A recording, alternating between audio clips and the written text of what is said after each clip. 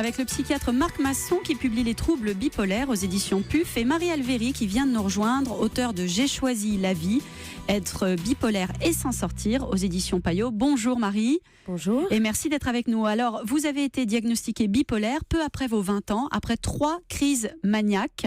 C'est quoi une crise maniaque déjà ?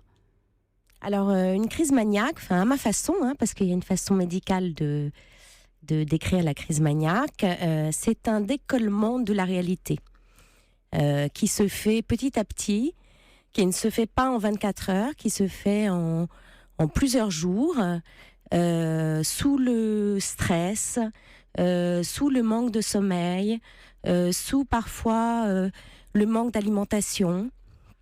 Et donc, on décolle de la réalité, petit à petit. Alors, vous racontez que vous avez vécu des crises paranoïaques très importantes. Il y a quelques exemples assez fous. Vous écrivez « J'ai réussi à persuader mes collègues que mon chef était un vrai pervers. J'ai dû m'en excuser par la suite.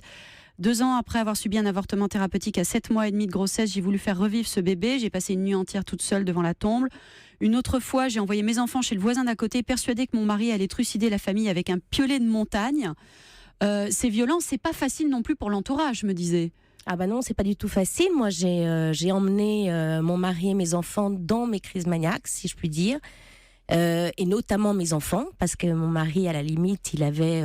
qui est un scientifique, quelqu'un de très rationnel. Un rationnel, qui s'est laissé aussi convaincre par mes discours très convaincants, très séduisants, etc.